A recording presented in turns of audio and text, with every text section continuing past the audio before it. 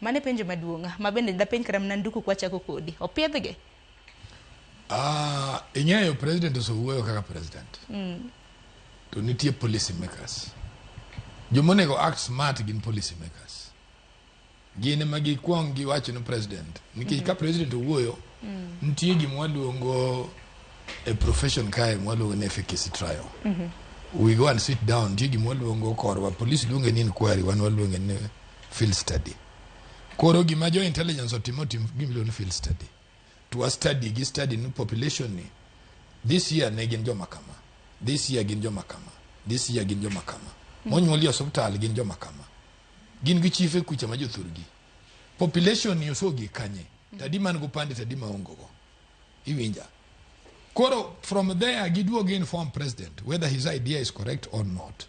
So ento so wuoyo ing'eni gima rach jo Kenya ni ka president owuoyo wigi wil president bedano. Wigi wil president dwaro kura. President kodhi kamaro nyako weya message of hope. But president go experts. Ma should inform me manye go puonje. Ni jaduong' gima nye wacho cha wateme to okodhi kakanyo okwane konyalo tiyo kakanye wache. Either you keep quiet or iwe wamondo wa structure kaka wadwaro. So my challenge to the experts. Leadership is not presidency. Leadership and jomany bo president. So president nyoso wuoyo jomanyalo aj ginjo national security intelligence, ginjo CID, gini chief administrators and DCs gibed piny mondo girang the possibles to give true statistics.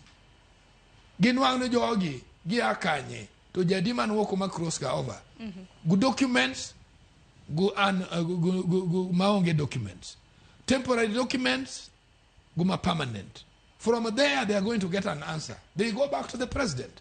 Mondo gen fomen jaduongi ni wache to aneno kwa kelo mago ma buro dhike to etich mateke no koro chuno wamak jogi nyaka Kasarani pinje ma oko kubiye kodwa nikech wasiko wakano jogi what imon jogi in human treatment gidhi tamre koro gibiro inform president in the back room. President will decide whether to keep quiet and wait for the right time, or president will go back and say gini na bede informed kama. So ka president usuwoyo, let us not make it a big deal. Nikichangini jaten piny kolimo gwenge mopogore ntiere ote. Yeah, he tells people anything. Anything. Gweng mabende odhiye, yes. mabende ochiwo. Nikech jobende romago jodongo. Koro jodongo kangise problem. Koro bende ntie message ma is not meant. Ing'e gima rach gi jika kan tembe gini giti sirkal. So they don't know. Ntie message ma is not meant for you. It is meant for that audience. Tingini koso wache gala moro to koro nyaka jopiny